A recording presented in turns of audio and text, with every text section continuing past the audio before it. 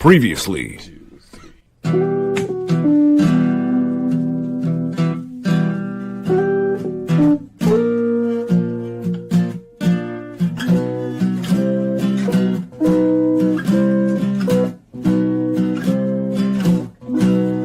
X-Rated, the X-Men animated review show. Wait, was that the tardy bell? It was the tardy bell, and we are a little tardy ourselves, so it was the You're Right on Time bell. And this is X-Rated, the X-Men animated review show. Ooh, I'm feeling much better. Had some weird dreams, though. This is all a weird dream, though, is it not? And we share it together. It's like a lucid dream, if you will, or a shared delusion, if you will. Yep. And I am one of your hosts. Sometimes not very vexing, actually. You know, sometimes I vex, sometimes I don't. But when I vex, I think you're very vexing, sir. Oh, thank you. I am Lucas or Davin or David. We'll find out. And with me, as always, is my co-host. Surely you could have found some other way to punish me. Nope, this is the way I have chosen. Lucas Hondre is here. Wait, you changed your name too? Oh my God! I told you I was going to, but I guess you didn't hear me when we were trying to figure out the mic situation. Oh, well, that's funny. Well, all right. Anyway, we both had the same name, and now neither of us used it. How's it going on, Ray? No, good. Tired, sore. You know, life. Opening box of underwear. This is how it goes. You know, well, speak of opening boxes. Mm-hmm. Guess who's often opening boxes of toys himself, and it's also his Santa birthday Claus? today. Santa Claus? Santa Jesus Christ! And the presents. Those are a lot of boxes. What's up, Hanif? It's your birthday. Hanif! Birthday, Hanif! Hanif, it's your birthday. Happy birthday, Hanif! There's so many birthday songs that people go with. I didn't realize you were And gonna Davin go went with to the Michael Jackson one Simpsons. from The Simpsons. Yeah. Very nice. That is truly a throwback. I know. I'm a man of class. Anybody I know named Lisa hates that song and sings out it their whole fucking life. Happy birthday, Lisa. Well, God bless you this Thank you guys day. for having me last minute on this impromptu cameo. I didn't even know I was going to be. You can thank Davin because I had no idea you were going to be here either. So I figured he had a birthday dinner to go to. I thought Hanif would join us late, but we started super late, so he was here early. oh, where'd you go for your birthday dinner? We went to this place called Rock and Brews. It's kind of like a Hard Rock Cafe, kind of like miniature version of it. They got it's like this cool restaurant, very music themed. Got like all these different pictures, all over paintings all over the wall, from like your Janis Joplin's to Jimi Hendrix to Pink Floyd, Michael Jackson, like the whole nines. And you know, the food's actually pretty good. And I guess like during the week or weekends or whatever, they have live shows. So yeah, it's really nice. And it's also located in a specific area in Florida, ironically called Margaritaville. Oh, is it in like near Jimmy Buffett's Margaritaville? Well, yeah, it's so the whole area, like it's in Kissimmee, and it's like a condominium type of like timeshare type of thing. And they have all these different like restaurants and stores, and it's like almost like a miniature like mall, like market area. I was thinking maybe because I ate at the what is it? The City Walk? Is that the place inside of Universal? Yeah. I went to the Jimmy Shitty Walk. I take your order, please. A Shitty Walk. Jesus, yes. you're gonna get us canceled. No, I went to. Is there a real one? I thought that was the South Park. That's the area outside of Universal Studios in Orlando. It's basically like a boardwalk before you get to all the parks. Yeah, I ate at the Margaritaville there one time. Yeah, it's pretty cool. Actually, in the Bubba Gumps. Bubba Gumps is my favorite, and I saw a movie there. One of my proud accomplishments at Jimmy Buffett's was downing the volcano nachos all by myself. Oh, that's a massive amount of food. I remember. Yeah, the waiter was even like, "Oh, you're not going to finish that." And then when I finished it, I was like, Ha ha! Jokes on you. He's like, jokes on you. Your ass is gonna explode tomorrow. Oh, my stomach was like, it was like doing freaking Cirque du Soleil that entire night. So it took me forever to go to bed. I also saw down near there. I saw the Blue Man Group, which is really fun too. Yeah. I'm part of the Blue Man Group. I'm the fat one. I'm full of Simpsons references tonight. Let's keep it going. We're in Arrested Development when he's in the Blue. When Tobias in the Blue Man Group. Tells him I'm in the Blue Man Group. At one point, he's like, he thinks he gets called to go to the Blue Man Group, so he gets himself all blue, and he shows up, and it was a false alarm. And he goes, and then someone says, like, oh, you're not supposed, whatever. And he goes, and I just blew myself for nothing. And then Michael goes, there's got to be a better way to say that.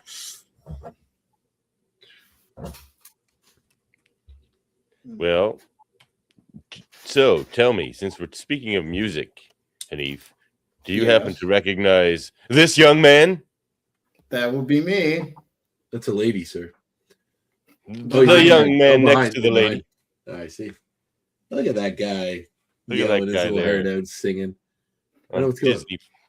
Disney Plus Christmas special. That's Can you awesome. imagine? So did you get a check from Disney for that? I did actually. Actually, the check came from it was like a joint combination between Disney and SAG-AFTRA. Oh, okay. Yeah, because when I before I even showed up to the set, they emailed me all these contracts and W-2s and all this stuff. They're like, "Oh, fill this out for compensation." And I was like, "Compensation? You mean I get paid?" Nice. D-Ways. That's sweet. Now you got a check from Disney. Look at you. Yeah, I got made more in like 6 hours than I do working like a whole week. Yeah, it's crazy what like I'm in the ACTRA, it's called here, which is the Actors Union for Canada. Yeah. But I think if you go to the States, they transfer. So, but yeah, like to do background in the show is like not bad, but like I got a speaking role in a movie years ago, and like every day was like, I don't know, like I think it was like $2,000 or something a day. It was insane. Yeah. This is like 10 years ago. So, but it was like, so you get a check that's like $15,000. You're like, holy crap, I got to get to do more of this stuff, please. Yeah. It was like the check wasn't that much. I mean, it was. I know, but I was doing like a week. Like this is for like several days. It was. Oh, okay. Yeah. Yeah. No, I mean, like I said, it wasn't like, oh my God, life changing money. I mean, well, was. It's like, I mean, I could always use $1,000. For sure. But I was like, because I was talking to one of my friends who actually did work in Hollywood for a while. He was working for, I think it was ABC, and he was like doing all different types of projects, and he was telling me all the different stipulations and stuff for working with SAG and all these things. And I was like, I guess it differs if you are working on a project versus being like actual talent in the project. Yeah. So I don't know how that works. I'm not really tripping over it. I'm not like, oh my God, where's my SAG membership? I just did a job and got paid for it, and that was it. And it was a beautiful turnout. Yeah. That's awesome. That sounds wonderful. I'm very thankful for the opportunity. I hope there's more to come, and if not, then I'm just going to keep doing what I do. What was this called again? The Wonderful World of Disney's Holiday Spectacular. Oh, okay. It was like in partnership with X-Rated, the X-Men animated review show. Oh, that too. We loaned Hanif co-produced. Disney. Yeah, where's our check, Disney? Where's our check for letting Hanif, lending you our beloved Hanif? Exactly. We found him first. Our precious boy. We let you have him. My big cheese. All right. My sweet cheese. My good time boy. Well, that's true. Should we get into this episode, fellas? Well, I don't know. But before we do. Previously on X-Men Evolution. Yeah, I didn't even know if I was going to be on this episode, so I was like, I didn't get a chance to watch it. It's all good. All right. Well, you can learn. Let's see how your memory jogs. Let's just ask Hanif what happens and see if his memory is as close to what actually happens. All right. Basically, Xavier gets caught up in what every like young man greatest nightmare, finding out they got a freaking kid. No, it's every middle-aged to older man's greatest nightmare is finding out that you have like a way older kid that you didn't know about when they show up your door. Oh, I forgot to clip it, but I'm pretty sure he knew because he's like telling the X-Men about it. He's just like, yes, Like, I was married to Gabrielle Haller, and yes, we did have a son. Yes, which I just found out about. Well, actually, he's just like actually, Xavier's living the dream because he didn't find out until after the kid is far older. The true nightmare is when they show up on your door when they're pregnant, because then you got to pay for everything all the time, all the way through until this kid is an adult. So he Xavier missed got the off whole hook. lifetime of wonderful parenting and childhood, and it's a glorious thing. Sounded like he didn't have time for his wife, which is why they split up. So he wouldn't have much time for his son either. But, well, we might talk about that. Xavier out there just fucking around, playing pipe. That's Xavier. All right, well, let's get to it, I guess. So we start off with so they call him Old Chucky Pipes. Old Chucky Pipes. Oh. Chucky Pipes Xavier. Chucky Pipes, laying pipe. That'd be funny. He's just like, hello, Magnus. He's just like, hello, Chucky Pipes. Chucky Pipes. How many girls are you impregnated this week? So a very groovy mutation. We see, oh yeah, right. We see Scotland, a group of punk teenagers are attending a party. Most of them are welcoming a guy around their same age named Lucas, who has a sweet, sweet soul patch. Look at that guy. Wanders through, makes his way through the ruins of McFadden Castle. He goes down to a lower prison area where we don't see the prisoner, but he says the situation can be over if David would just call him, and then gives him a phone. Some say Legion's greatest superpower is being able to spontaneously grow a soul patch. It's true. It is impressive. If I could grow hair spontaneously, I would. I'm sure Neef would as well. So he hands the phone over to a prisoner, then calls Xavier. The latter then questions who is on the phone, only for David to call Xavier's father, which surprises Professor X. Then we see the intro. Oh, wait, I got it. Listen to this guy. Lucas, if you're not busy later, we could get together or something. Yeah, sure. Definitely, maybe. So yeah, cute. sure. Definitely, maybe. I have an exploit about that. Good. Remind me about it if I get lost in my exploits. Right. So on the trip, Xavier tries. So then we see the intro with a bunch of people that aren't in this episode.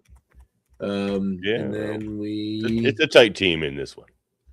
Do you know? Did you say who wrote and directed this one and all that jazz? Oh yeah, I mean, I didn't do anything. I don't know why we got distracted. Hello, everyone. Welcome to X-Rated Evolution. We're your hosts, Devin and Andre, and we're here with Anif. Anif's here with us too. Sure. And The Neefer, if you will.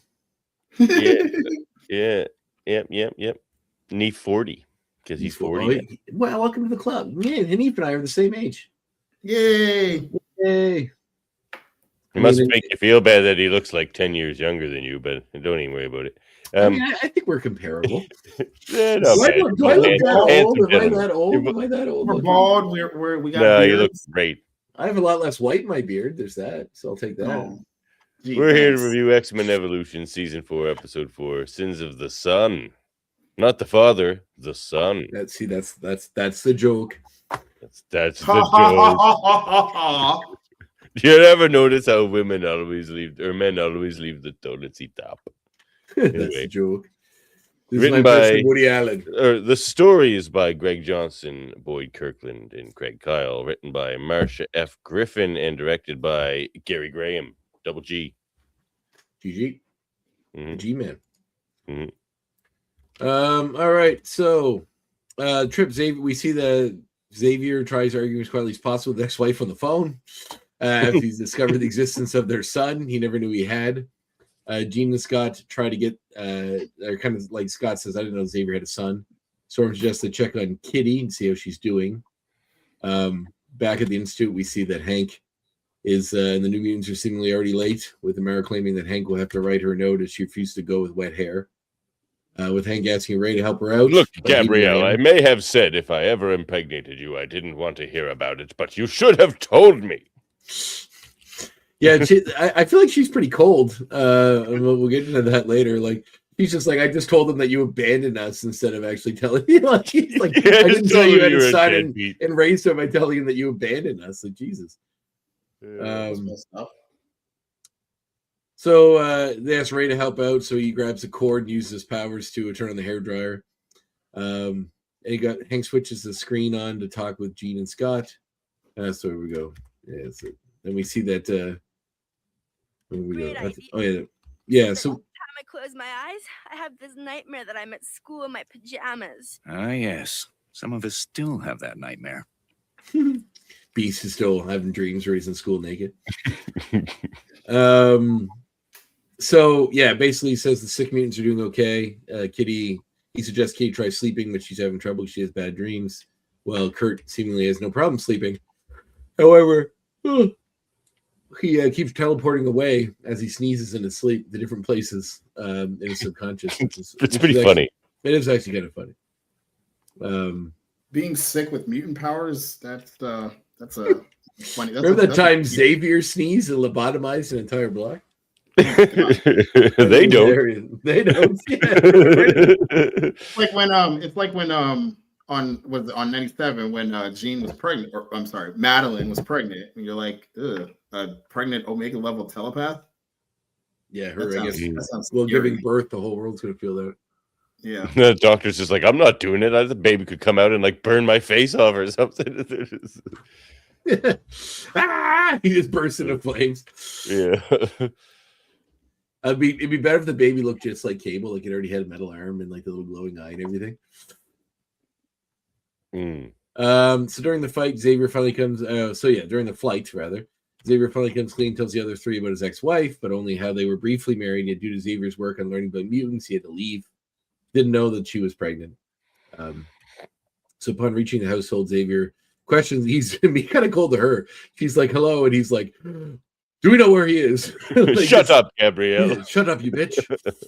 Where's our son? Where's my sunny boy? What he is his basically name? comes in right to work. Wants to know of any places that David may be. David being the name of the son. David Haller.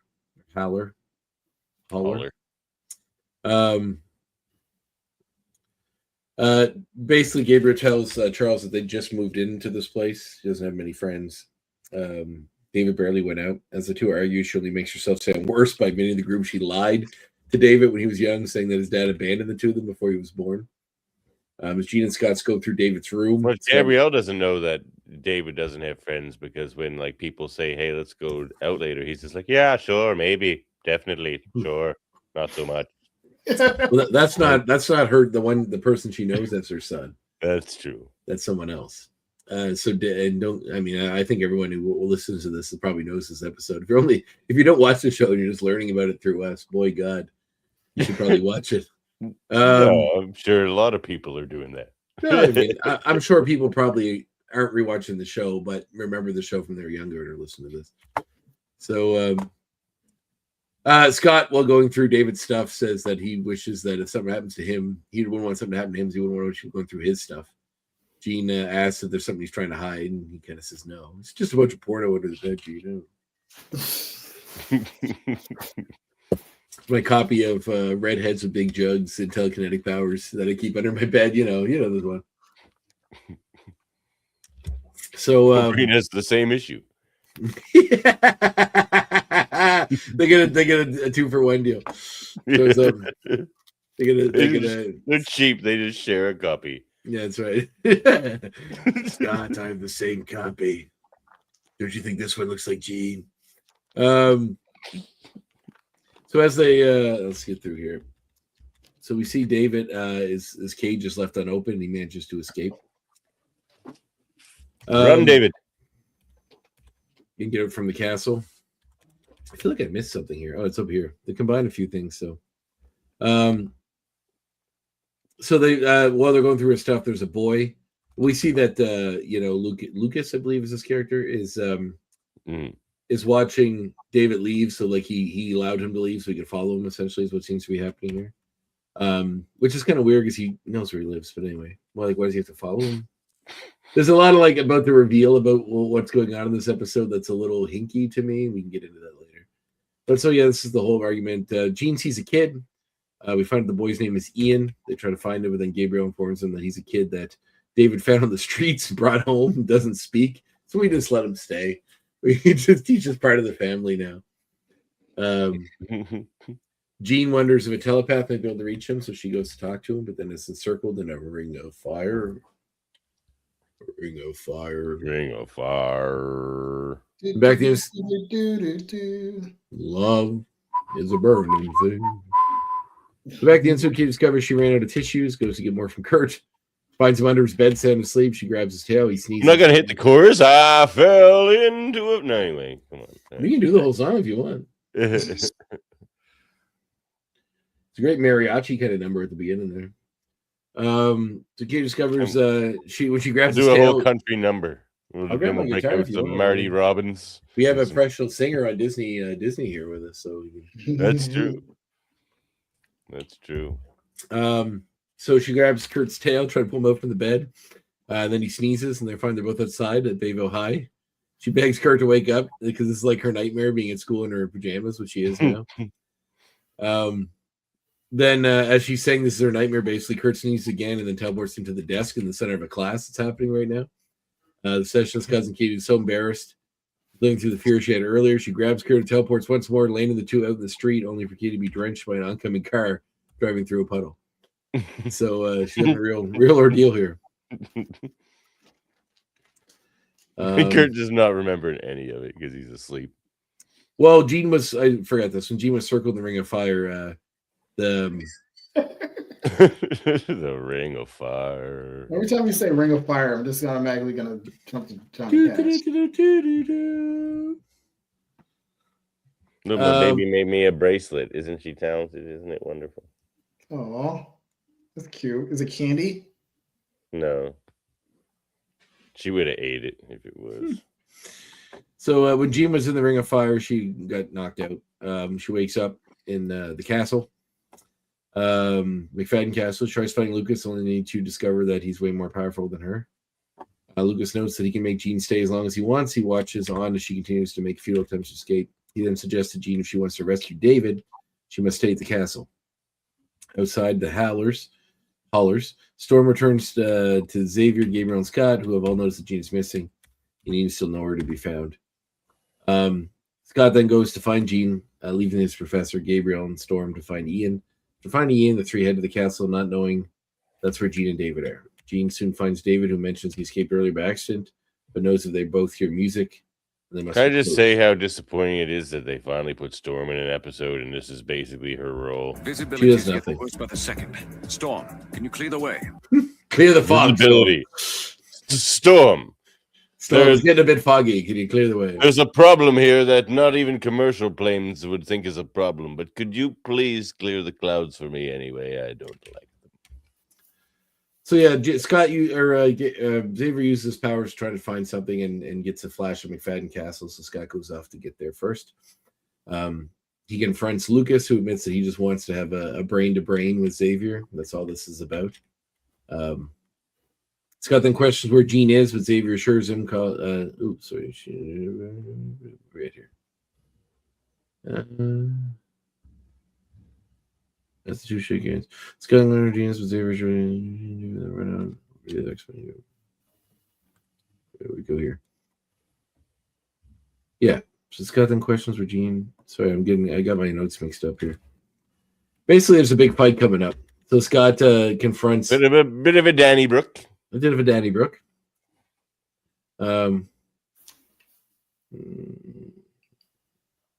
Yeah, so then he manages to capture Scott as well because his powers are too great.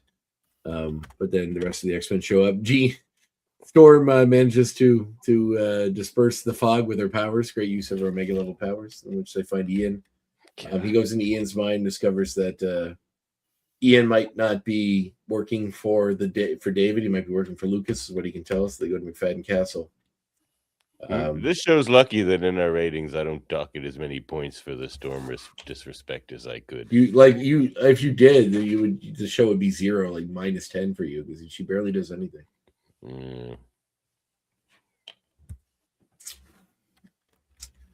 So yeah. basically, So they run into David, her and Jean free Scott.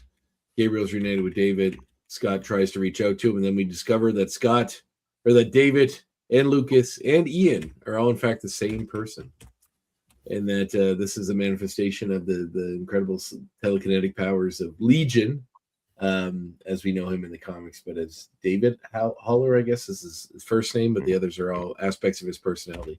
So Xavier, and he tries to reach out to his son in a telekinetic battle, but only manages to basically disperse Ian and David, leaving only Lucas behind, which is what Lucas wanted. So Lucas manages to escape into the clouds. He floats away.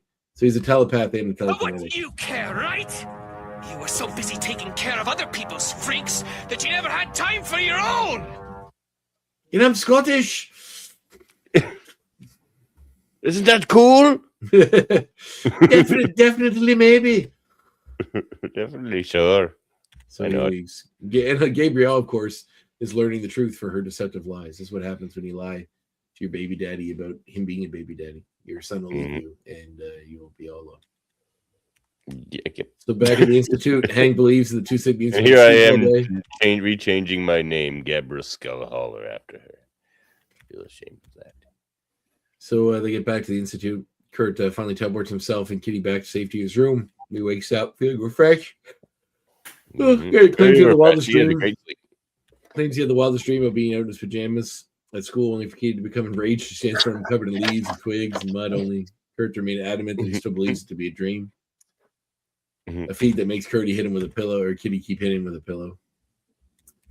Xavier watched from outside. Storm comes over and assures him that David will come back one day, only for the professor to say that he's sad that he's only just met his son, has already lost him.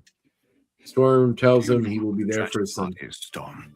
I lost him before I even found him. Don't lose hope, Charles. Someday he'll find his way and you'll be there for him, like you are for all of us. And since there's only like 5 episodes left of the show, I'm guessing that doesn't happen. But like he's also like he kind of expunged all the other personalities from him, so it kind of leaves it in a crazy place. Well, I think he just quieted them. I think they might still be in there, but they're not Maybe come out anymore. Because he's just like, ha, only you could do it. You're the only one powerful enough.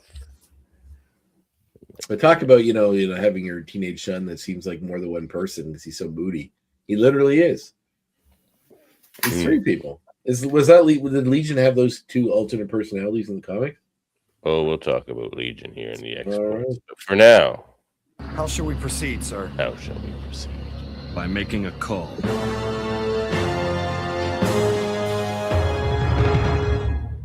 Honey, since you're most familiar with the episode, you go first. I'll give it a 7. Yeah, I'm leaning that way too. It was okay. It didn't really do anything special for me. It was just there. Agreed. Yep. Honestly, I mean, I like the expanding of the mythos of Xavier getting his son, because we never had Legion on the other show. yeah. So it's cool. I never watched a Legion show. I see it's on Disney Plus. Maybe we'll give it a go. But actually, maybe that's something we could do to Evan for this. You can watch Legion. We should cover Legion, actually. Yeah. Because I've never seen There's it. also other X-Men shows too. There's like The Gifted, and The Gifted was fire. I watched The Gifted for the first at least season. I liked it. There's I more than one thoroughly season? enjoyed it. I think it was only 2 seasons, actually, and I think you can watch it the whole series on Tubi TV. I never watched the Runaway show or any of the kids' mutants in that. Yeah. Well, Molly's a mutant, but Is she a mutant in that version of the show? Because isn't it in the Marvel? Wasn't it in the? I never watched The Runaways. I did watch the first season of Cloak and Dagger. Is there more than one season of that? There was 2 seasons of Cloak and Dagger. I haven't watched either of those. I should watch them. The first one was cool. The second one kind of lost me a little bit.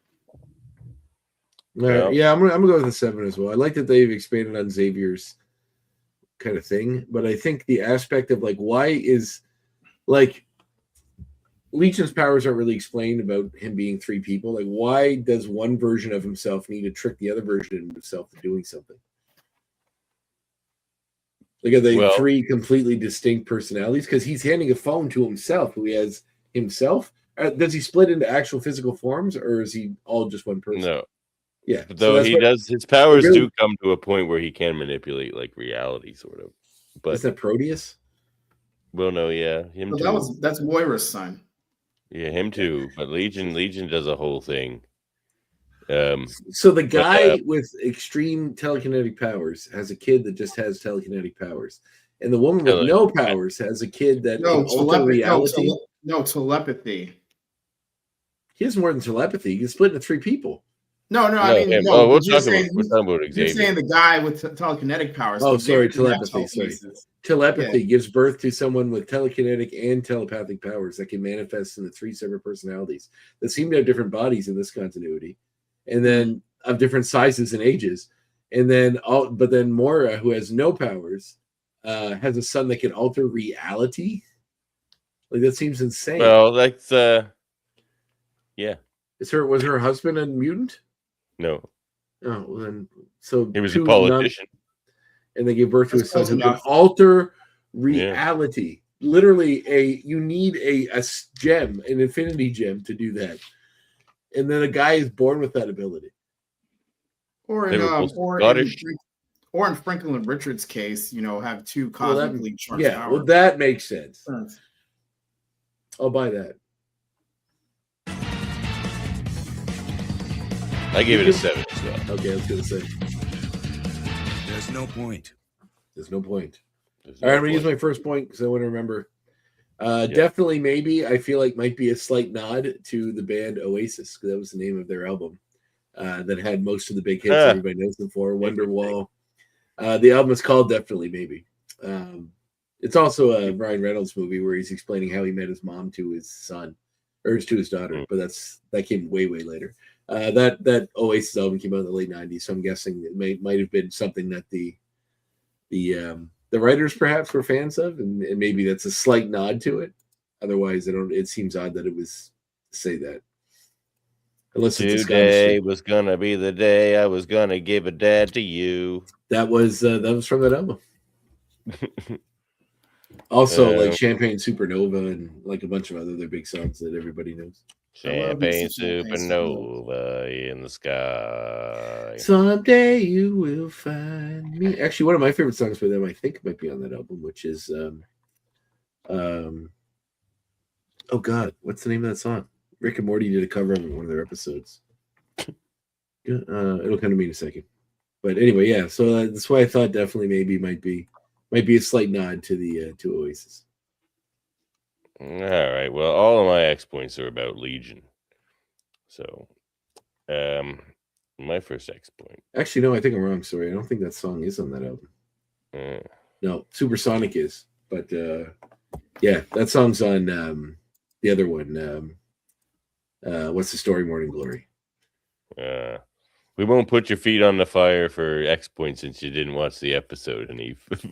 No, bring us those X points. The X points. If you give me a second, I'll look up the production notes. Legion gets his name from a biblical tale. Jesus meets a man possessed by demons, and when Jesus asks him his name, he says, "My name is Legion, for I am many." Yeah. That's my first X point. Back to you, Andre. Well, I mean, yeah. So is Legion made up of a multitude of personalities in the comics? I'll answer that on my next X point. Oh my God! You just drip feeding us X points. Yep. All right, I got an X point. Sure. All right. Apparently, this episode ends with a cliffhanger that was never resolved. Yeah, I'm guessing the son never comes back in the show. Yeah. So it says that being Lucas becoming the main identity after David and Ian were accidentally cast out by Xavier. Mm-hmm. But yeah, I can hear myself in your screen. I think it's you. That might be. I can barely hear it. Am I up next then? I might be able to. No, so this is we're on the 5th X point, right? Something like that. Yeah. Your second Eve did one. Okay, so my the fourth one. No, 5th. You did 2, and I did. This is my. I only did 1 so far. No, you didn't. You did Legion, and you did. Did you? Okay, 4. So Lucas Haller, sorry, and David Haller, and were both voiced by the same actor, who is Jonathan Oh, that was Levine. going to be one of mine too. Yeah. Jonathan Levine. Do you know who Kyle Jonathan Levine? Levine I is? thought it was. I read. No, it's Jonathan Levine or Kyle Levine. Sorry, Jonathan Kyle Levine is his full name. I can hear that a lot. Hold on, what's going on here? You got headphones in, Eve? No. Oh no. Actually, you know what? You want me to go get some? I can get you. I can get some. Yeah, it might be necessary. 10-4. Give me a. All right. So Kyle Levine, who is the voice of these two characters, Yes. do you know who his brother is? Tyler Levine. Tyler Levine, star of Breaker High and Tucker versus Evil. Yeah, Tucker and Dale versus Evil is a great movie. And many, many, many other things. But cool. Kyle Levine was in Freddy versus Jason. Oh shit! Right, he was. He's the guy. I'm pretty sure he's the guy who goes, "That goalie's pissed off." Oh yeah, that's right. That's right. That's man, funny. that goalie's pissed. That's my favorite line in that movie. Man, that goalie. That movie actually It's is better than it had much right to be. It's a fun movie. Oh yeah, it is a fun movie. I feel like I hear they're maybe doing another one, throwing a third person into the mix, or maybe that. Oh, that was supposed to happen years ago. So they had kicked around scripts for Freddy vs. Jason versus Michael. They also there's a podcast listed called "The Best Movies Never Made." And they talk about the unfilmed script for Freddy versus Jason versus Ash from The Evil Dead, and it's a great episode of the show. That would be. It's a great episode of the show, but it's devastating because it would have been such a good and fun movie, and it's so sad that it never happened and never will.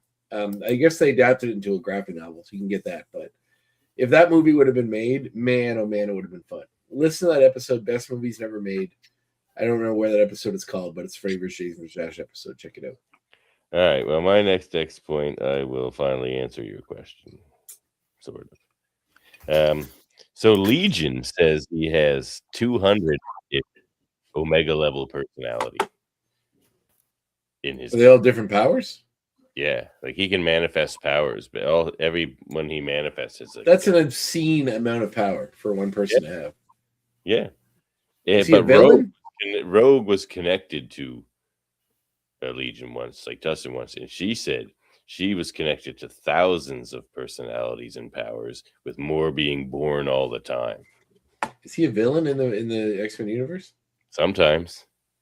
Well, how can you stop him? It's a fatherly love. I see. Obviously. Has he ever had a heroic, has he been a heroic character at any point? Sure. He has his moments. Okay. Yeah, back to you. Unless Anif's got another one. Anif, what you got? I got nothing. All right, back to you, Andre. During the party, there's a girl, a Scottish goth girl who looks really, really close to Risty, which makes you Risty, which makes you wonder if Mystique's hanging around and maybe in other places. Why she would know to go to this place? It might just be them reusing the art, I'm guessing. But Risty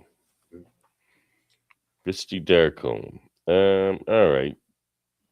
My next one is Legion was like a good, well-adjusted kid until he witnessed. One of them was witnessed until he didn't even have those other personalities until he witnessed the death of his stepfather, which activated his powers, which then incinerated the brains of the terrorists that killed his stepfather.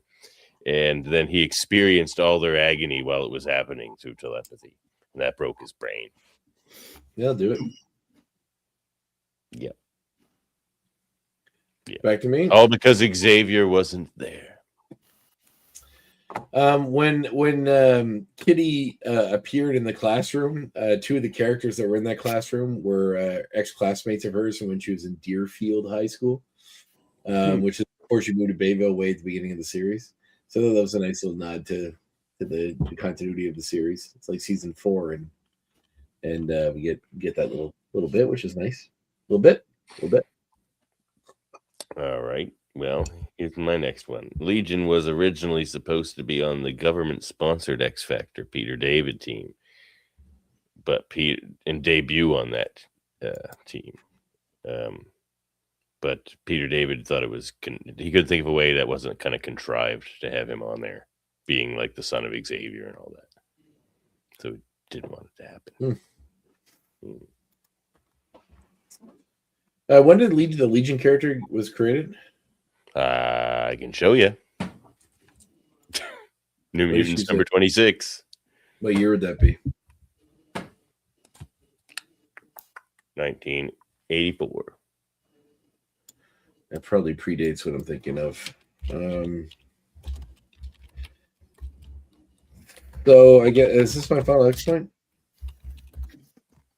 It couldn't have been. I started Peter David X Factor run. Then it must have just been they wanted to put him on there. Yeah. Okay. So there's a cat. So Grant Morrison's Doom Patrol run. He created a character called Crazy Jane, who has a personal split personalities. Each personality has a different power. So I didn't realize how close her powers are to Legions. That's very interesting. But that character was introduced in 1993, so 10 years later, or 1989. So several years after that. I wonder if Morrison may have read X-Men, or if he didn't, it might just be the collective, the ether, the gestalt, the zeitgeist. All right. Well, my next X point is the last one. Well, I'll throw a few at you then. One, he hates being called Legion until Nightcrawler convinces him to like own it. And he's just like, all right. Another one is he's the first of all the characters. He's the first X-Men character to get a live action TV show. By himself, you mean? And yeah. Yeah, or any. I think his show might have been out before The Gifted. Wouldn't Wolverine and the X-Men be technically, since Wolverine's the first person? No. Yeah, my last one is this is a character. See, this whole Xavier not being told about his kid thing. This is just what happens to characters connected with Patrick Stewart, because the same thing happened to Jean-Luc Picard as well. And for the same reasons, kind of. It's just like you weren't going to be there. You would have been off chasing like aliens through the galaxy. Isn't that what happened with Kirk's son too? Yeah. Okay. So does every time they need a captain to have a son? I just like to point out that Avery Brooks's Captain Sisko is still the best captain. For this reason, if only he had a son that he raised from a child, and it was there for every step of the way of his development. So obviously, 100%. Great father, emissary to the prophets, piano player. Mm-hmm. What else do you want? Cook, war criminal. It's a renaissance man. That Ben Sisko. The best. I would say hands down, the best captain of any Star Trek show. Yep, agreed. All right, let's move on to. Hey, check it. So I'll start. This is our comic reminiscences and recommendations. Check out New Mutants number 26, the debut of Legion. If not for Legion, for the Bill Sienkiewicz art. I mean, what else do you want? Look at the cover of this next one too, New Mutants 27. Like, look at that. There's Legion himself there with Warlock. Like, oh man, the art in this stuff is phenomenal. Go read it. But if you really like Legion, check out the X-Men Legacy series as well. A lot happens in that. And so for a while, was it Forge? Was it Forge? No, it was Madison Jeffries that built it. They built a machine for Legion, so he could tap into the other personalities and their powers, but without losing control. So that made him like super uber powerful. So yeah, that's very cool. Check out some Legion. All right, my comic recommendation will be, because Christmas is coming, and who doesn't love a good tale? Sorry, my cat's crying. How the best? Hey, buddy. I'm not paying attention to you. I'm sorry. Let's see here. Share screen. The Grinch Stole Comics. I want to suggest No. This. That one. John Byrne's sensational She-Hulk number 8, in which She-Hulk teams up with a rather horny Santa Claus to solve. I don't have that issue. It's one of my ones I'm missing. Yeah, I have it, I believe. Yes. Really? So, yeah, She-Hulk teams up with a rather horny Santa Claus, and they solve a serial killer crime in New York City. It's as fun as it sounds. And John Byrne's a great comic book writer. His stuff's always great. Enjoyable and fun. And something as I get older, I really learn to appreciate is comics that don't apologize for being comics. So this doesn't apologize for being silly, for being fun, accessible. Yeah, She-Hulk definitely doesn't in the funnest way. So check that out. And also, if you want an extra recommendation, let me close the screen. Check out a book. Did I mention this one before? Love Letters Every Day. It's by Lisa Burdage and John Hazard, who were guests on my show a while ago. It's just stories about their relationship. It's kind of like day-to-day stories. It's a fun little book that they kickstarted. I think you can still get it off the Kickstarter. You have a show? Yeah, some days I do it. Swamped with a bit. And then also read the great Russian novel, The 20 Days of Turin. War and Peace. Written during the height of the 1970s Italian domestic terror, this cult classic novel, sorry, not Russian, this is Italian. A cult classic novel with echoes of Lovecraft and Borges is the perfect prediction of the internet era. So culturally relevant once again about mass hysteria and the horrible things we do to each other. No, say everything you just said and then say the name of the author at the end. Oh, Giorgio de Maria. Yeah, but now do it like Beast. You have to do a sweet quote and then... Written during the height of the 1970s Italian domestic terror, the cult classic novel with echoes of Lovecraft and Borges is the perfect prediction for the internet era. Giorgio de Maria. Very good. Tennyson. Very good. Tennyson. Always Tennyson. Via Tennyson. Because everything else, of course. Lord Alfred Tennyson, to be specific. Lord Tennyson. All right, let's move on again. Wait. You gotta, sorry, man. You definitely gotta. What you got? I have some recommendations. Well, not really new stuff, but make sure you go get your copy of the making of. I still don't have that. I almost bought that when I saw it at the store the other day. Throwback. I have that one. I got that one. I got both of them on a very killer sale on Amazon for I think it was under less than $60. For you audio, so right now, the art and the making of the animated series and the art and the making. Let's just remind our listeners that Hanif lives in America, which price so cheaper. I believe it's pronounced America. It was also called Black Friday.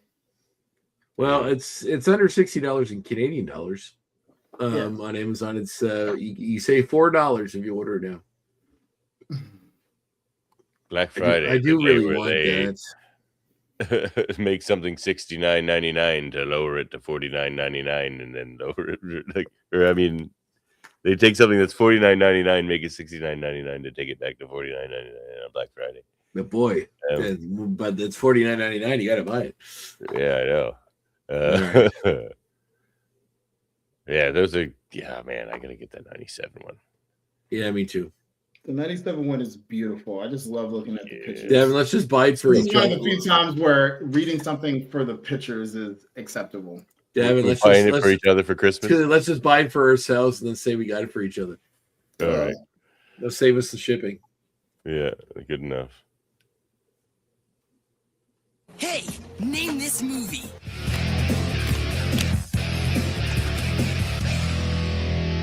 But I like movies. Which is fine. All right. Well, do you like movies at Christmas time? Normally, I suggest a Christmas movie.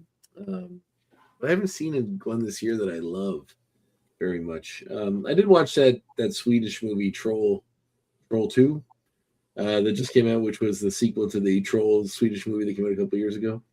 Let me just see if there's anything in my letterbox that I love so dearly I need to expound upon it and tell you guys how great it was. I don't think there was though. I'll tell you one movie to avoid. Oh What Joy, I think it's called, which was, or Oh What Fun. Oh What Fun.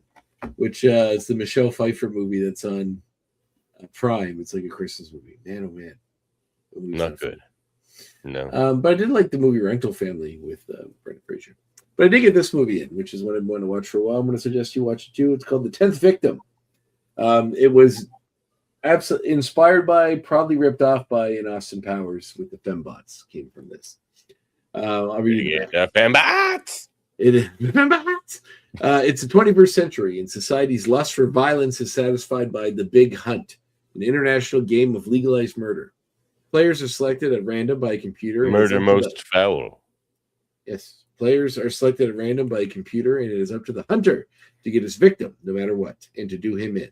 The divine Ursula Andress from Dr. No, she's the one of the white bikini that everybody remembers coming out of the water. Honey Rider. Doing her last victim with a cleverly concealed pair of pistols in her bra at a New York City nightclub. That's where the fembots got the thing. And the Darshing Marcello Mastroianni, you may know from the movie 8.5, which is a very famous Federico Fellini film, doing in his last victim by attaching sticks of dynamite to the spurs of his victim. A rider in a horse show have been matched up against each other by the computer. These adversaries are to confront each other in the arena of the Colosseum before the world's television cameras for the kill of the century. But they find that love is the most dangerous game of the night. Directed by Leo Petri and co-starring Elsa Melini, The 10th Victim is a murderously groovy 60s cult classic whose wild action and sexy style have influenced a generation of movies from The Running Man to Austin Powers. Tennyson. Check it out. 10th Victim. All right. But for movies that are really good, that'll like change your life, check out the movie Insomnia from 1997. The original one, the Swedish one. So they did. Christopher Nolan did a remake with Robin Williams and Al Pacino in like the early 2000s. I remember watching it in high school. I've got insomnia. But the original Swedish one starring Stellan Skarsgård is a really, really, really good movie. All right. Moving on. And Eve, what's a movie people should watch? I've ruined your little toy. Well, I didn't. Well, actually, this past weekend I went to go see. This goes on forever. It's like the longest intro video. Are you just hitting buttons now? No, well, that's before we move into that segment, I was gonna say this over the past weekend. I went to go see Kill Bill: The Whole Bloody Affair. I was supposed to go to that yesterday, but my friend canceled on me last minute. I was really disappointed. That's not so a friend. Wanted to see it. I was like, do you ever have a moment where you kind of realize that like maybe your friends are like too busy and you're probably not going to see them that much anymore? That was like I was like sad yesterday. I felt like because he like canceled me last minute, and I was like, God damn, I was really looking forward to it because I barely see him anymore. And it was just like, I feel like I'm losing my friends, man. We're getting old.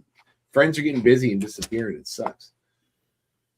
Anyway, sorry. How was it, Anif? I mean, it looked like it would have been fun to see all the. It was fun. And honestly, like people were crying about like how it was going to be super long. I didn't feel like it was that long. I mean, the overall runtime like 4.5 hours long, isn't it? Well, I think the intermission and all the previews before the movie was what pushed it over the edge. What are the previews?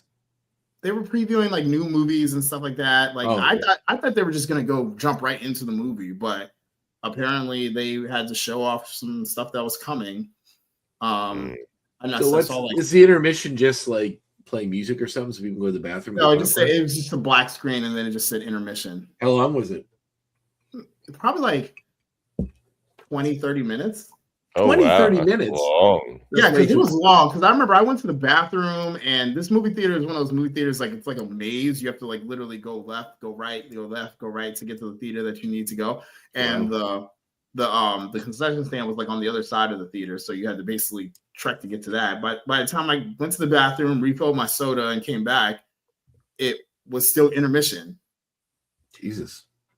Oh, and also they cut like the intro part of volume 2, you know, the part where she's driving and it's in black and white. She's like, I'm on my way to my last destination and I'm going to kill Bill. Yeah, they just jump right into like the scene where she's at the church and then Bill shows up, and that's when it sets off volume 2. I heard that's all they cut was that because it sort of like reestablishes what happened in the previous one. If you're watching it all together, you don't really need that. Yeah.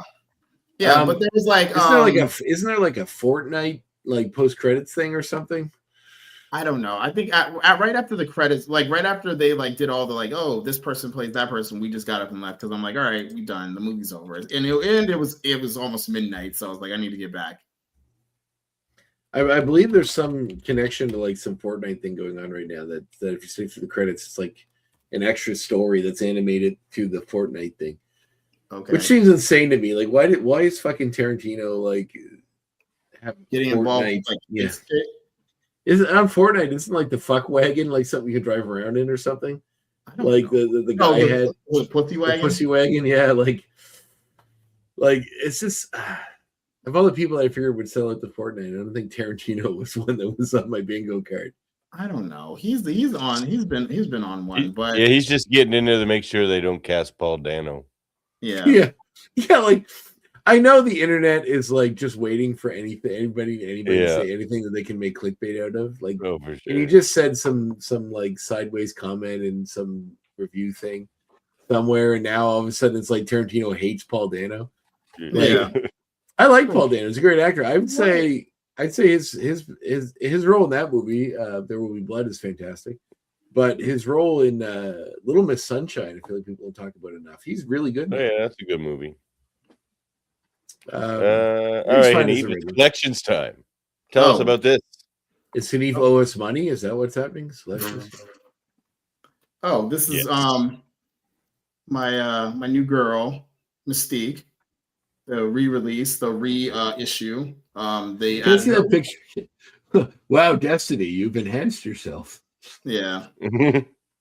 They basically this is basically just a reissue of an older Mystique model, but with like pinless joints, better articulation.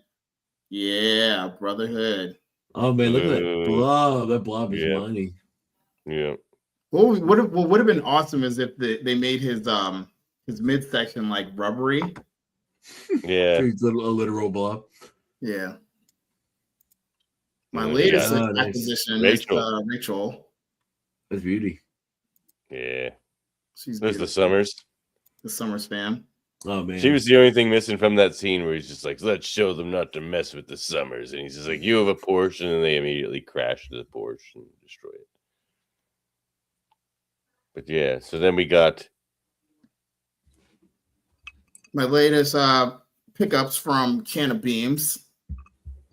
Oh, I didn't even notice those. I was just putting this up there to admire the tablecloth. Actually, that's my bed sheet. Looks like MJF's scarf from AEW. And we got Sean Cassidy. This was probably my favorite. That's a great effect. My favorite effect. And Hasbro. How does it all stick together? It's just clear in between the. Yeah, so like down by where his wrists are, there's like little holes that you can detach the hands and plug them in. Oh, crazy. Man, they do really good stuff. Yeah. And then just some cards from our boy Remy. Nice. And Action Shot. Yeah, these are really cool figures, or really cool effect pieces. And then we got, of course, the closest thing we have to a Klingon blood revenge on this show. Hanif's just staying. He's never going to let Mystique live this down. How dare you? How dare you try to that one time? He's like, you're on that episode? I got to come on your show. Can you believe she tried to fight Storm? One-on-one? It dumbfounds me. It really does. And Storm just like calls her a cat and like kicks her ass. Oh, that's one thing I wanted to bring up about this episode that I found really funny is like Apocalypse still has like a glowing pyramid in Mexico. And they call it the mutant orb. They're just like going on like they're just going on trips to other countries. They're like, yeah, it's fine. It'll solve itself eventually. Yeah, the mutant dome. Oh, and while we're on the topic, Apocalypse. Oh yes, Sebastian Shaw custom, wasn't it? No, Mr. Pierce. Yes. And then Mr. Wingard. Mm. I actually found all these guys at local comic book shops. How many toys do you have, comic or figures do you have, Anif? Somebody one of my best friends asked me the other day, and I honestly don't know. It's a lot. It has to be almost over 100. Nice. Oh, that's a cool Iceman. Oh, that looks really good. Yeah. With the slide, the beam effects. Also, oh crap, I just dropped it. Oh. Can't really see it, but a little snowball effect. That's cool. Old yeah, school. it's a tribute to what was it? The one that came out in like the 80s or whatever. Oh, the Amazing Friends one. Yeah, no, because I guess they made a Secret Wars line back in the 80s, but they were obviously nowhere near as detailed as these ones. Oh, interesting. And these guys. Oh, yes, the Shi'ar. Deathbird and Mr. Gladiator. And then Mr. Gladiator, he said. Mr. Gladiator. And then the bird. Bird. Get out of here, bird. This was an actual gift from one of my friends. He was like, I'll get you the angel. That's beautiful. But my bones are hollow. I love you ever see Devin, have you ever watched those Pete Holmes? Yeah, that's what I'm quoting right now. Bird. It's like there are many other X-Men that can fly and do something else, but you just fly. Try not to shit on my desk on your way out. I love when he's doing Wolverine. He's like, our biggest enemy controls metal, and your bones are made of metal. Storm, he just makes quit because she won't, like, he just wants her to like make all the nice. Yeah, like, I was gonna say Storm. Days, yeah, he wasn't trying to fire Storm. He just wanted to basically make a slave out of her, which is messed up. I'm going golfing again on Sunday. Could you enjoy the Yeah, weather? those things are pretty great. His Street Fighter ones are really good too. I haven't seen the Street Fighter ones. Oh, they're so funny. The Chun-Li one's it's called Street Fighter Red Tape, and who's the guy who played Zack on Saved by the Bell? Mark Paul Gosselaar. Gossamer, yeah. He plays Ryu. He played Ryu, and he was basically like, "All right, what's that one move that you do with the spinning kick?" And he's like, "Duck, dude." And he's like, "How do you spell that?" And then he was like basically, so in this one, he was like a sales person who was basically trying to budget all the books and stuff for the Street Fighter tournament.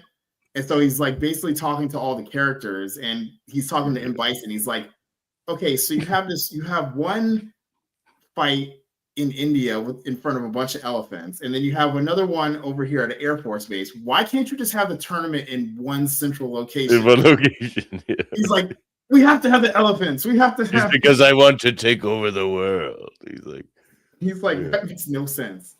The best one is Chun-Li though, because he's just like hitting on her the whole time, and he's like, look, we have a problem. We can't have you wear your outfit the way you're wearing it. She's like, that's not fair. Zangief wears like underwear. He's like, yes, but Zangief's special move isn't to flip upside down, spread eagle, and then spin.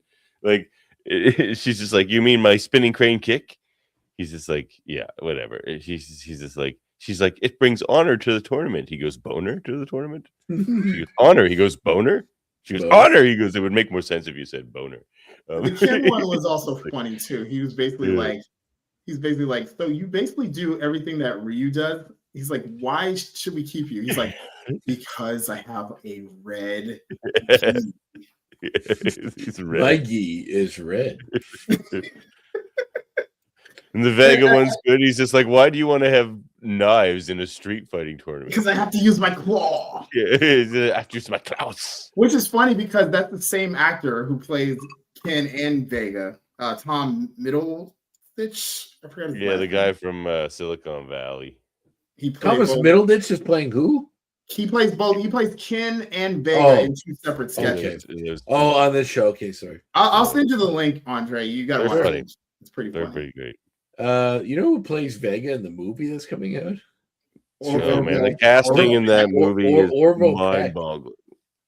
It's kind of like funny in that Orville Peck is, you know, like The whole casting is a head shaker. I don't. It's a lot of wrestlers like Cody Rhodes and Roman Reigns and somebody else. Yeah, but like Dave Dalmatian, how do you say his name? Dalmatian or whatever. He's Tim Bison. I can't really see that.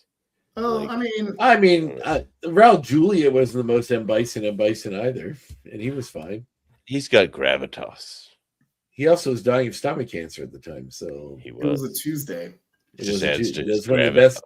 You know what's so funny about that movie? Like, I'll talk all night about Street Fighter 2 or Street Fighter the movie and how fucking atrocious it is. The American hero is obviously from Belgium and like all these other things. But let's go USA, huh? There's several things in that movie that are like, I think one of the all-time greatest cinematic lines is that one where he says to you, the day where M. Bison like graced your village and murdered your father was the most important day of your life. To me, it was a Tuesday. Like, that is a fantastic line. Like, in not just in that movie, in many movies. Like, that's a great line.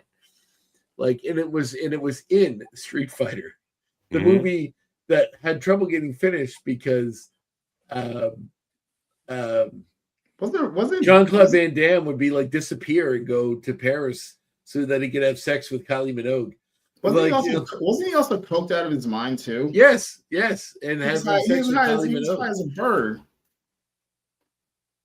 It's a wild movie, and also I do love the part where the bad guys are like leaving the island, and the guy goes, somebody says like something about being the bad guys. Zangief is like, where are the bad guys? And the other guy goes, yeah. Why do you think we were getting paid? And he runs away, and then Zangief just looks at him and he runs away. And he goes, "You got paid?" Yeah, like comedically, that's one of the best lines too. I think Zangief didn't get paid and didn't realize he's a bad guy. I think that line inspired. What was that one line that dude said? We're the Millers. Oh, you guys are getting paid? You guys are getting paid, yeah. I just like, and he looked so sad when he said it. It was so funny. They had the guy that played the Sphinx on Mystery Men that was Saget. Like that was like, there's some alright shit in it. It's a dumpster fire of a movie, but it's funny in how bad it is. Yeah. You know about I got a segment. I was gonna say, did you know about the post-credit scene in that movie? The one they're on the island or they're waiting to like the Saget money, that one? No, in Street Fighter 2. Apparently there was a hidden post-credit scene that I just found out about like this year. So at the very end, it cuts to the like all the destruction and the wreckage inside the area where Bison and Guile were fighting. And then you hear the computer say, it reads something like Resurrection Protocol or something like that. And it says, "Welcome in, Bison. What is your objective for today?" And then it reads global domination. Basically hinting that Bison still survived. He survived. Interesting. Like, we're getting sequels out of this movie for sure. Julia died shortly after. Yeah. Well, they would have to recast that one. No, he was a fantastic. Gomez Adams. Yeah. Let's say. All right. Here's a new segment, sorta.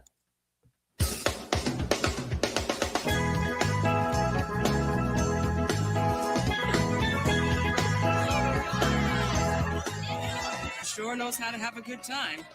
Oh, yeah, well, I needed some music. That one didn't really fit. But anyway, this segment is called "It's All Connected." So just reaching for. It's Christmas, and I felt to do some charity work this holiday season, and so I did a bunch of work for the poor people over at Disney for free. And I have planned out how the MCU should handle the X-Men. You guys want to hear it? Sure. Entertain us. All right. So the first X-Men. Are you not entertained? Now you're not entertained. The first thing we get is it's called the Uncanny X-Men, and it's the first X-Men movie, and it introduces Xavier and No, we Scott need to and do one Jean movie per and X-Men Storm. character. We'll get a Storm Nope. movie, a Wolverine movie, a Nope. Cyclops movie, Nope. a Jean Grey movie, a Nope. Beast movie, a We're doing it Cyclops the movie, opposite way. a Sorry. Nightcrawler movie. No, we need Nope. 36 movies before we can start the X-Men movie. No. All right. Yes. So we just got do Scott, like- Jean, Storm, Beast, Iceman, Warren, Lorna, and Thunderbirds on that team. And then Bishop joins the team during that movie. And Moira, Forge, and Banshee are friends of Xavier. And Krakoa is the villain. So basically, it's taken the original team and the giant-sized team and sort of being a mashup of that. And that's going to be your movie. And Sinister's sort of pulling strings. So Sinister's going to be a through line through all this, pulling the strings. So then the second thing you get is an Exodus period piece TV show. And that takes you all the way through time. And he meets all the mutants and see how it starts to build as a mutant community through like time. He meets Apocalypse, he meets Selene, he meets like Sinister. So that's another tie-in with Sinister. But it just like sets the stage of mutants through like time and humanity. It'd be a fun little series on Disney Plus. And then we get a one-shot, one of those Disney one-shots, and it's called Happy Birthday, Logan. And it's just Sabretooth hunting down Wolverine on his birthday because he likes to do that on Wolverine's birthday. So it's just like a very visceral Wolverine versus Sabretooth kind of one-shot. But it also introduces like Heather Hudson and probably like Mac Hudson. You get the Hudsons in there and sort of sets the stage for something later. And then the next thing we get a New Mutant series, and we get the usual team. But as relates to this episode we just saw, Legion is the villain of that movie. So again, that gives you some Xavier backstory, but it'd be a crazy, trippy movie. Like, man, you get like Magic and Cannonball and all those, and Cypher and that Danny Moonstar and that crew.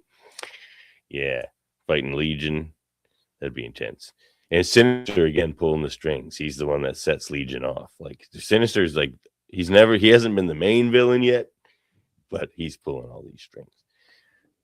And then you get a movie again, and it's the Brotherhood. It's called The Brotherhood of Mutants, and it's a movie. And then you get that'll introduce Magneto and Mystique and Destiny and Blob and Toad and all them. And so whereas like the first Uncanny X-Men movie, it was sort of like this crazy superhero adventure with them going off to Krakoa and fighting whatever Krakoa manifests and whatever over there. This one's going to be super grounded, and it'll be like, but still big because the villains will be like the Sentinels, but also humanity, because that's kind of Magneto's main villain is humanity. So like that'll be the Brotherhood movie, and that'll like give you the contrast between Xavier's dream, because that Krakoa movie, it'll still be like lighthearted enough because it's like them doing superhero crazy silly stuff. So this Brotherhood movie's pretty intense though. So then we lighten the mood a bit, and after that movie you get an Ecstatics cartoon. Disney better be writing all this down. So everyone dies in that, of course, except for Dupe. So it's just like a one-off. But it introduces Dupe, and he'll go on and be seen in other things. And number 7, then we were waiting for it, everybody. Then you get the Alpha Flight comedy show that should exist by now. But so that like through a super funny lens, it introduces like super serious things like Weapon X. And again, Sinister will be in it pulling strings. So yeah, Alpha Flight, be awesome. Get an all Canadian cast, even be hilarious.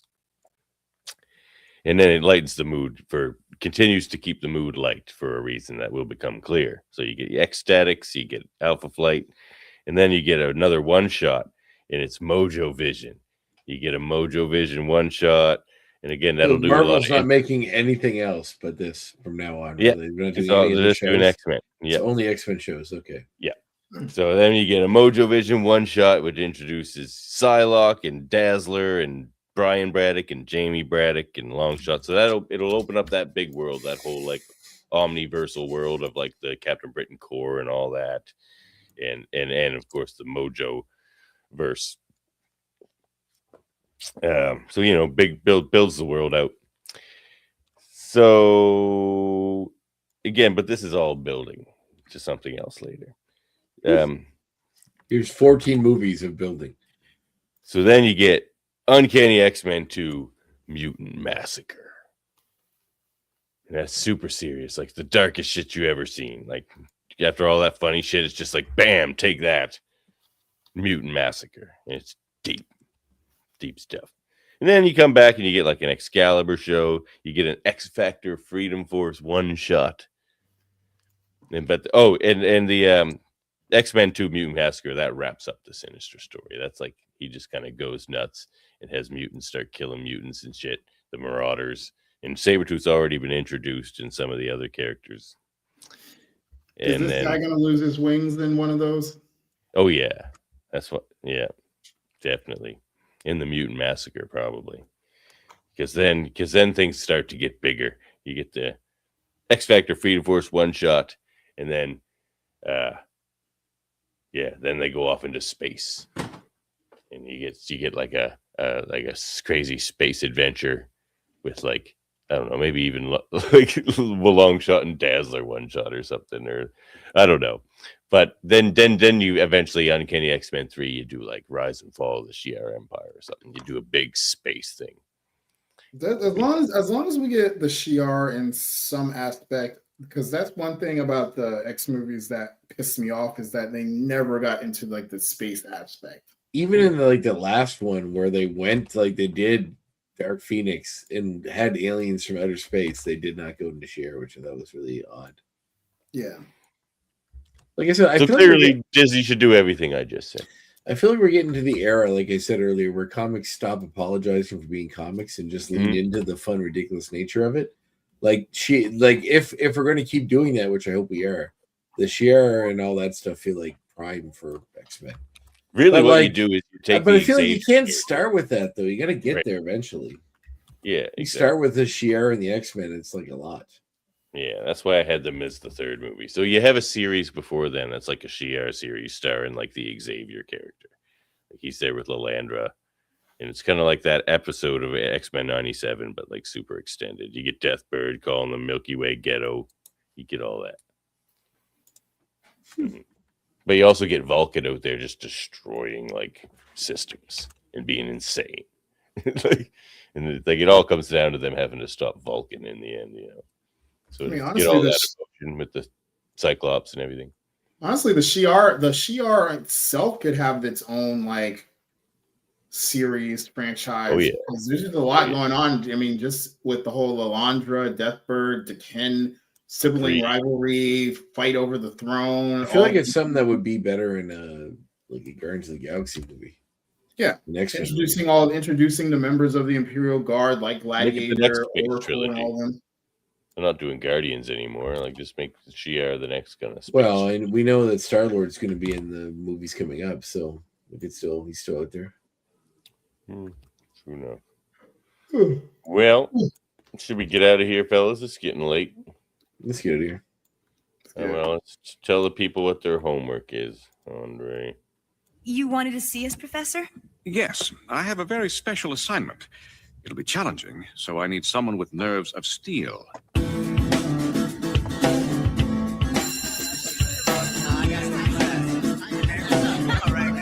Wait, you're forgetting your homework.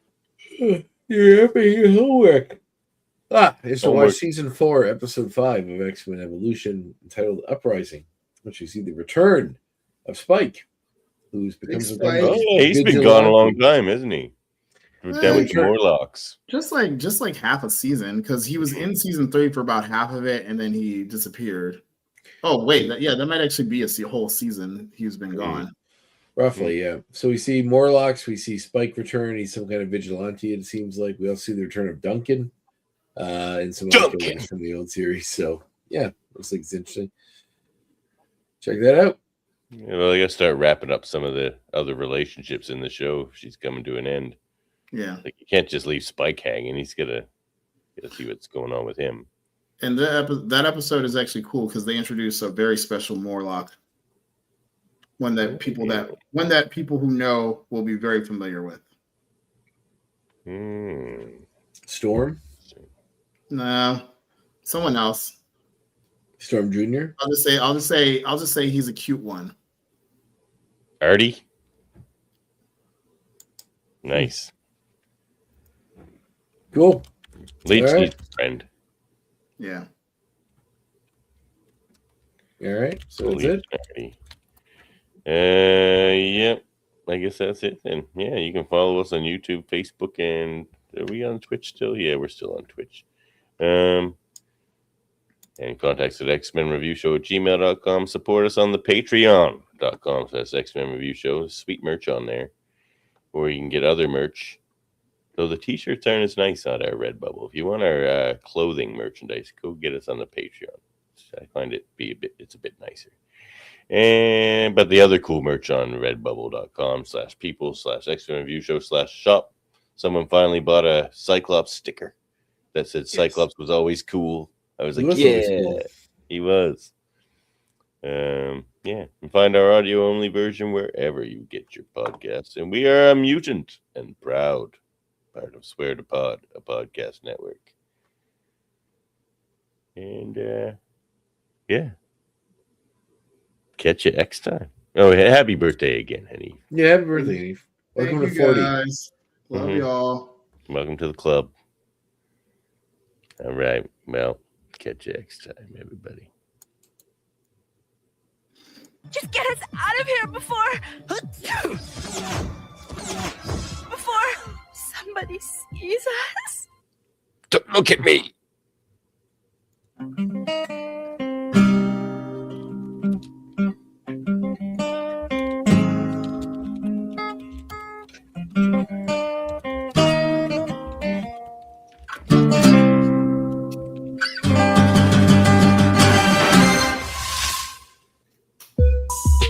This program is a proud part of the Swear to Pod network.